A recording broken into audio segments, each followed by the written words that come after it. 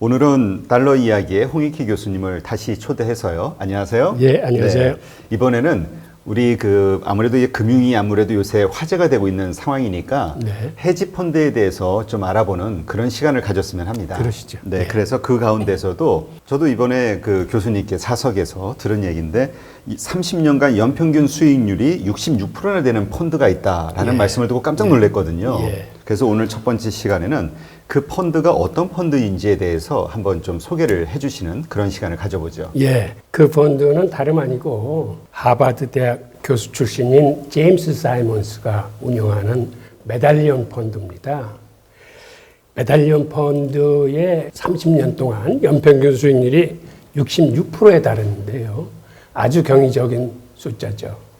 그런데 이거는 수수료를 제하지 않은 수익률이고 수수료를 제하면은 연평균 한 39% 정도 됩니다. 같이 이렇게 표를 보면서 한번 살펴보시죠. 지난 한 20, 30년간 가장 많은 수익률을 올린 거는 저 표에 보듯이 짐 사이먼스의 메달리온 펀드가 39%고 그 다음은 조지 소로스의 퀀텀 펀드가 32%입니다. 그 다음에 스티븐 코엔의 SAC 펀드가 30%. 즉 30%가 넘는 이 세 개의 펀드는 다 유대인들이 운영하는 펀드입니다. 그 다음에 우리가 잘 알고 있는 피터 린치, 워렌 버핏, 레이 달리오가 그 다음 순위를 이어가고 있습니다. 그리고 30년간 짐 사이먼스의 펀드를 한번 자세히 살펴보면 이 기간에 올린 그 수익률이 같은 기간 S&P 500 지수 수익률의 약 1000배 정도 더 높습니다.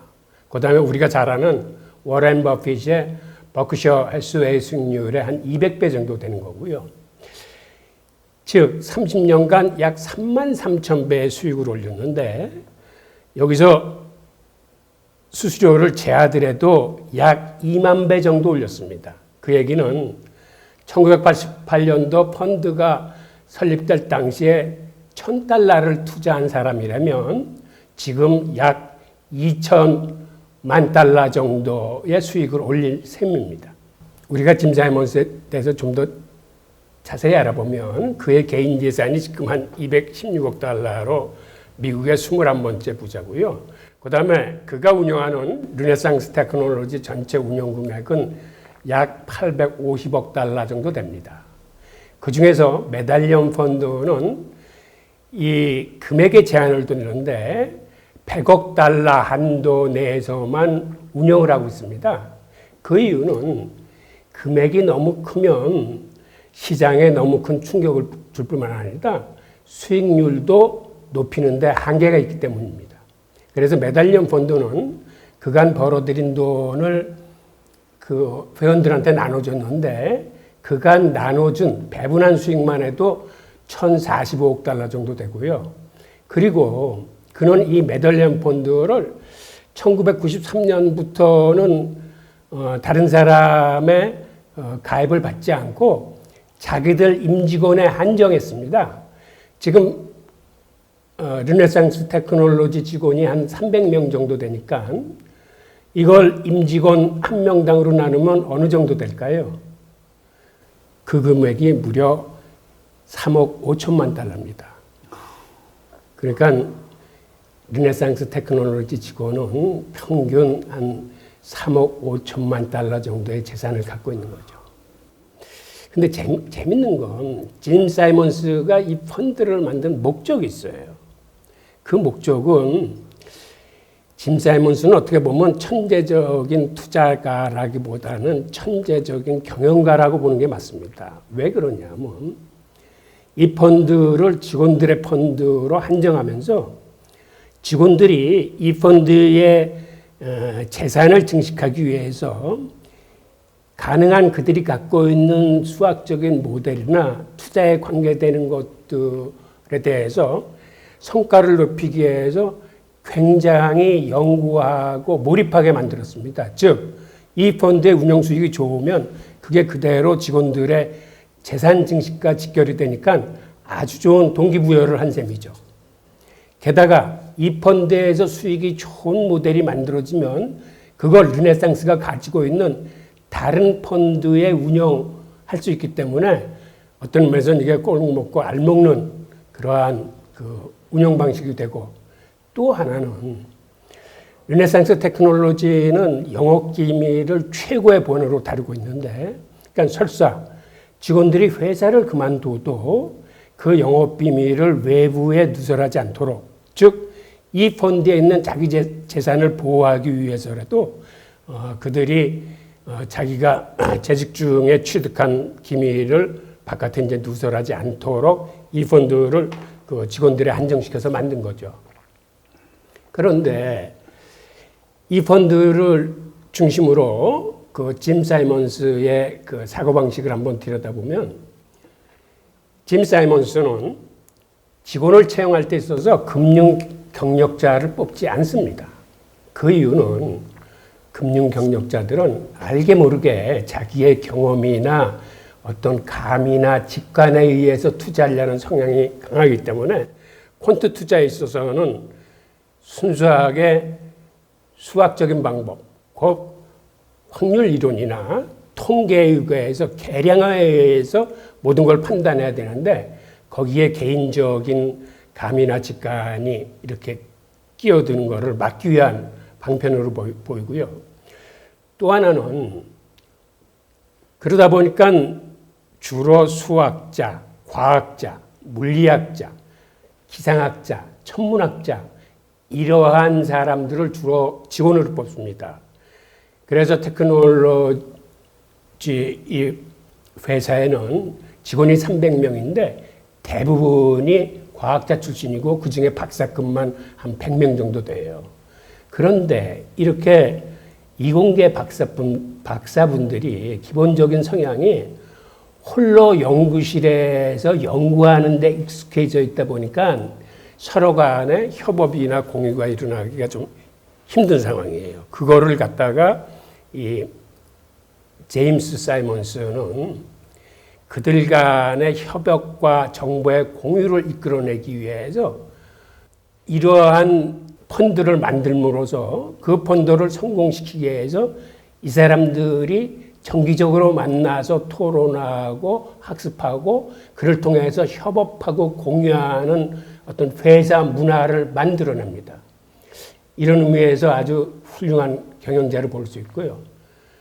또 하나는 이 펀드의 수익이 곧바로 직원 스스로의 개인의 부와 연결되는 시스템을 만들고, 또 여기서 더 재밌는 거는 보통 회사들은 직원들의 그 성과 보수를 책정할 적에 그 직원이 그 이룩해낸 어떤 실적에 의해서 그 보수를 주는데, 제임스 사이먼스는 실적 플러스 그 직원이 다른 직원을 도와서 만들어낸 실적, 거기에 더 높은 점수를 둬가지고 자기 실적뿐만 아니라 다른 직원을 도와줬을 때 더 많은 성과 보수를 만들 수 있는 그런 시스템을 만들었습니다. 근데 정말 놀라운데요. 연평균 물론 이제 수익률 전에 수익률 그 배분하기 전에 그 66%라는 거는 엄청난, 그것도 뭐 1, 2년이 아니라 그렇게 30년간 했다는 게 정말 놀라운데, 근데 재밌는 거는 이 메달리온 펀드는 우리가 가입하고 싶어도 못하는 거네요. 그러니까 그 회사 직원 300명만 되는 거니까. 그렇죠. 근데 뭐 그런 메달리온 펀드 위에 다른 펀드들도 갖고 있기 때문에. 그러면 그 외에 다른 펀드는 이만큼은 수익률이 안 나나 보죠? 그렇죠. 이만큼은 안 나는 거죠. 그럼 여기에 이렇게, 근데 같은 회사고 같은 사람들이 만드는 펀드인데 왜 수익률이 이렇게 차이가 날까요?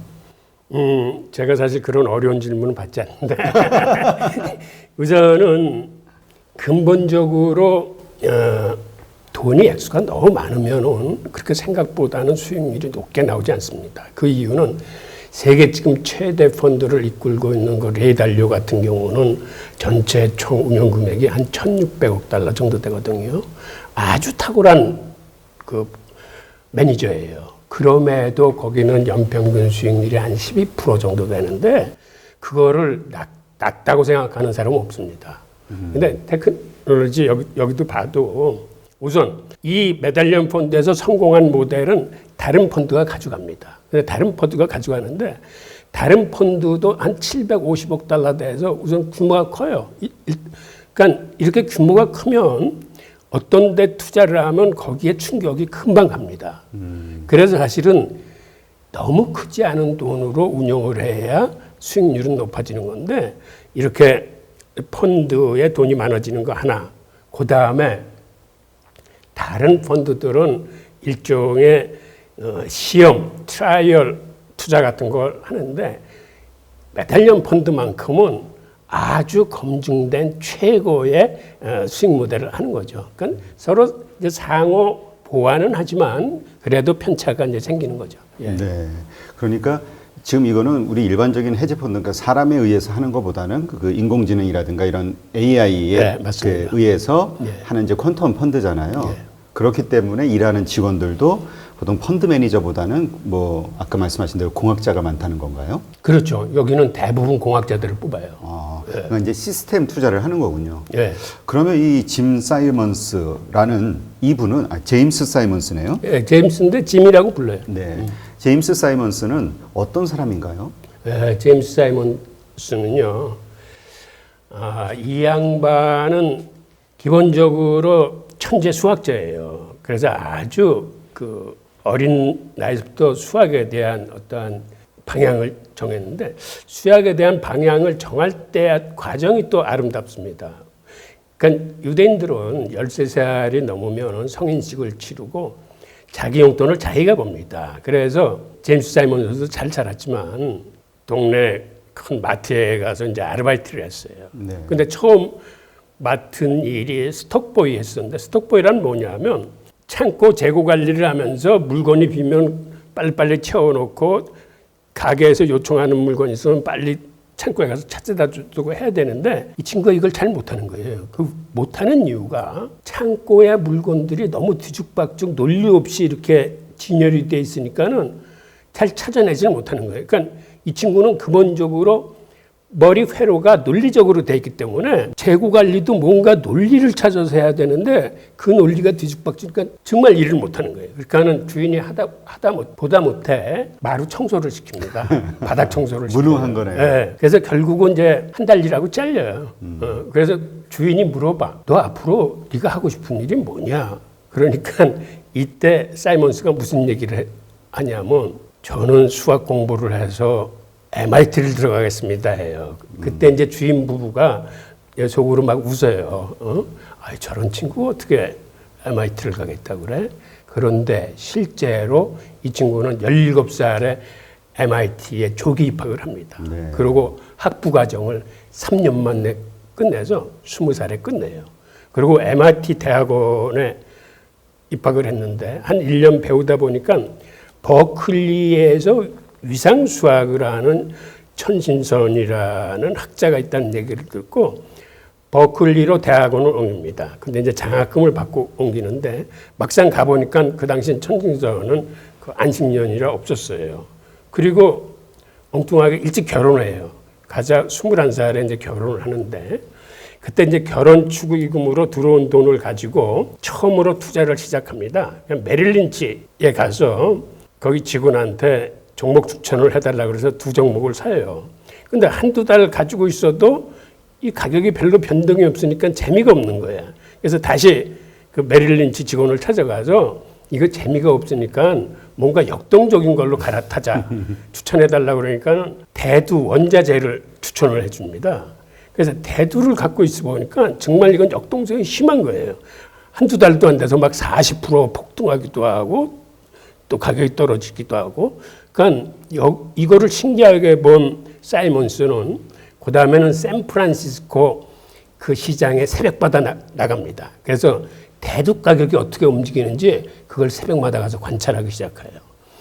그런 과정에서 어떤 그 느낌을 받냐 하면 대두 가격의 미래 가격을 내가 예측할 수 있겠다라는 생각을 해요.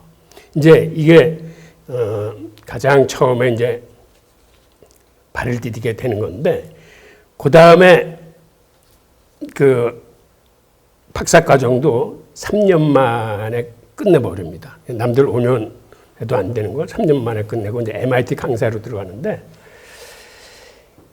MIT 강사 생활을 하다 보니까 이게 또 재미가 없는 거예요. 근데 이 도전의식이 굉장히 강한데 MIT 학부 다닐 적에도 어떤 일이 있었냐면 자기 친구들하고 당시 스쿠터가 한참 나서 유행일 때인데 스쿠터를 타고 우리 미국에서 저 아르헨티나까지 한번 스쿠터 여행을 해보자 라고 이제 셋이서 이제 그 합의 맞아가지고 실제로 스쿠터를 타고 그 보스턴에서부터 미대륙을 횡단해서 그 중남미 대륙으로 들어갑니다.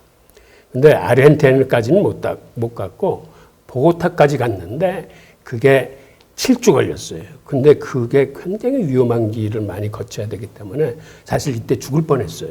그러니까 그 죽을 뻔한 위험을 무릅쓰고 이제 그러한 그 도전을 내는 그런 의미도 있고, 그 다음에 다시 이제 얘기가 돌아와서 이제 MIT 강사를 하고 있는데 재미가 없으니까 다시 그때 콜롬비아 그 여행 갔던 친구들을 설득해서 야, 우리 이러지 말고 뭔가 사업을 하자. 근데 당시에 사업거리를 찾아놓고 한 것도 아니야. 그래서 야, 저번에 우리가 콜롬비아 가보니까 거기가 아주 사업하기에 딱 알맞는 장소 같은데 우리 콜롬비아 가서 사업하자고 그래가지고 그 친구를 데리고 다시 콜롬비아로 갑니다. 그래서 어떤 사업을 할까를 2주간에 걸쳐서 시장 조사를 해서 이제 찾아내요. 그리고 나서 그 두 친구들이 사업 준비를 하는 동안 자기는 할 일이 없기 때문에 다시 그 미국으로 돌아와 가지고 하버드 대학교 그 조교수가 됩니다. 이제 교수가 돼요.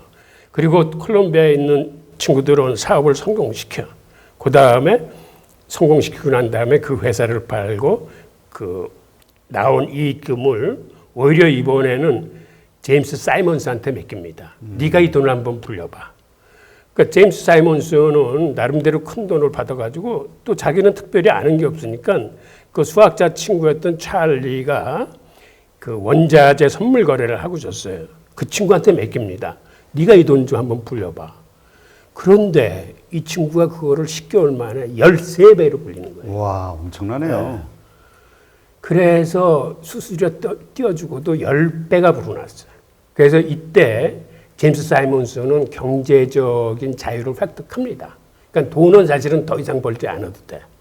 근데 그런 친구가 하버드 대학 교수로 있으면서 또 남들이 보기엔 너무나 좋은 이 직업이 재미가 없는 거야. 그래서 또 한 번 갈아타는데 어떤 자리로 갈아타냐면 미국은 사실은 교수들의 봉급 수준이 그렇게 높지 않아요. 네. 근데 아주 봉급 수준이 높은 곳, 즉 우리나라로 치면 국정원의 암호 해독가로 들어갑니다. 네. 그건 이제 천재들만 뽑는 건데. 원래 이 제임스 사이먼스는 원래 천재였네요, 그러면. 천재죠. 아주 천재죠. 네. 그래서 그 암호 해독가로 일하면서 사실 이때 투자 기법을 배워요. 그러니까 어떤 거냐면 암호 해독이라는 자체가 그 의미 없는 뭐 난수표나 뭐 숫자나 키워나 이거 엄청나게 많은데 그 안에서 암호를 해독하기 위해서는 뭔가 패턴을 발견해야 되는 거거든요. 그 패턴을 발견한 그 쪼가리를 모아서 뭔가 이 해결의 실마리를 찾는 건데, 그러다 보니까는 의미 없는 데이터 안에서 뭔가 의미 있는 패턴을 뽑아내는 작업을 합니다. 그리고 당시에 처음으로 그러한 패턴들을 모아서 수학적인 모델을 만든다는 걸 처음으로 배워요. 그리고 그 수학적인 모델을 가지고 알고리즘을 만들어서 그거를 컴퓨터에 집어넣고 이게 제대로 작동하는지 안 하는지 하는 테스트하는 방법까지를 이제 그 일련의 과정을 배우게 됩니다. 그래서 뭔가 패턴을 찾아내서 어떤 아이디어를 제공하면 그거를 가지고 전산학자들이 그 프로그램을 만들어서 그걸 컴퓨터로 이렇게 돌려보는 이 시스템을 하면서 사실은 이때 많은 걸 배워요. 그러니까 패턴을 찾아내서 패턴을 인식한다는 게 이게 사실 딥러닝입니다. 그러니까 그 당시는 딥러닝이라는 개념이 없었지만 이미 인공지능에 한 발 다가간 거죠. 그리고 그러한 딥러닝을 가지고 나중에는 컴퓨터가 스스로 패턴을 찾아내는 머신러닝의 단계까지 들어갑니다. 네. 그런 과정을 거쳐서 그 근무를 하다가 또 신문에서 그 인터뷰를 잘못해서 직장에서 잘립니다. 어떻게 인터뷰했길래 그래요? 그러니까 그 자기 입장의 그 보수격인 리 합찬음 의장이 뉴욕타임즈하고 이제 뉴욕타임즈에 칼럼을 썼는데 그 당시 베트남 전쟁을 옹호하는 칼럼을 썼어요. 네. 근데 사이먼스가 보기가 이거 아니거든. 자기 생각이 틀리거든. 그래서 거기다가 또 뉴욕타임즈에다 편지를 보냅니다. 나는 그렇게 생각하지 않는다고. 이제 그게 이제 조그맣게 기사화되고 그 기사를 본 뉴스위크에서 이제 정식으로 찾아서 인터뷰를 했어요.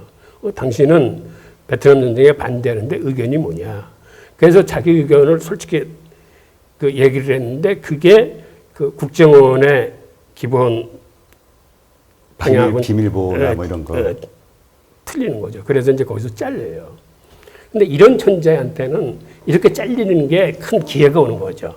그렇지 않으면 아마 마냥다녔을 텐데. 그러니까요. 거기서 잘려가지고 그 다음에는 이 워낙 수학적인 천재니까 그 뉴욕 주립대 그 스토니브룩 대학에서 수학과 학과장으로 영입을 합니다. 그래서 수학과 학과장으로 있으면서 그 대학을 아주 수학과로서는 명문대학을 만들었을 뿐만 아니라 거기서 천칭선하고 같이 그 미분 기하학에 대한 아주 유명한 이론을 만들어내요. 그 이론을 가지고 나중에 그 페넬만이 그 수학의 난제 중에 한 문제를 풀고 그게 물리학의 여러 분야에서 응용이 되는 아주 유명한 이론입니다. 네. 그리고 실제로 나중에 사이먼스가 돈을 버는 과정을 보면 바로 이러한 수학적인 원리를 자기 투자 기법에 많이 활용을 한다고 그래요. 제임스 사이먼의 그 투자 기법은 사실은 영업 기밀이 돼서 이게 세상에 구체적으로 노출된 건 없습니다. 근데 우리가 이제 유추해 볼 수 있는 건 이 사이먼스가 그 암호 해독을 하면서 그 패턴 인식을 했다는 거. 그래서 그 다음에는 본인이 대두 투자를 하거나 이런 원자재 투자를 하면서 나름대로 그 가격 추세에 대한 패턴을 찾아내려고 굉장히 노력하고 스스로 패턴을 찾아낼 수 있다라는 말을 그 본인이 합니다.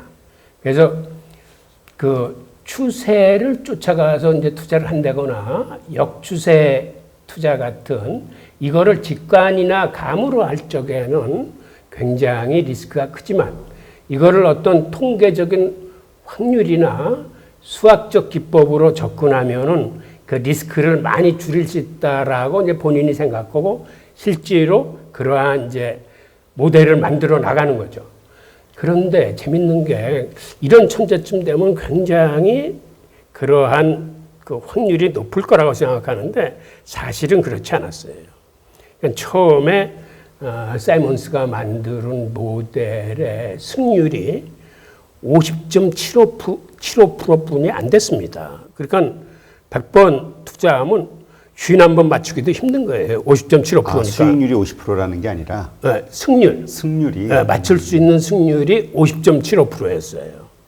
그런데 사실은 50.75%가 나름대로 의미 있는 숫자인 게 비록 그 승률이 크진 않지만 이거를 수백 번, 수천 번 돌리면은 수익이 늘어나는 거예요. 그래서 이걸 큰 수의 법칙이라 하고 그 다음에는 이런 패턴을 하나라도 더 찾아내서 그 모델을 개량하고 개선시켜서 그 승률을 조금씩 높여가면 수익이 그만큼 기하급수적으로 크게 늘어나게 되는 겁니다. 그래서 이제 그런 걸 통해서 제임스 사이먼스가 자기가 완전히 헤지펀드로 전향하기 위해서 처음에는 대학에 있으면서 그 시험 투자를 해봐요. 그런데 확신이 쓰자 이제 대학교 사직서를 내고 나와서 이제 펀드 매니저로 활동을 하는데 사실 그때 나이가 40살이에요. 좀 늦게 창업을 했네요.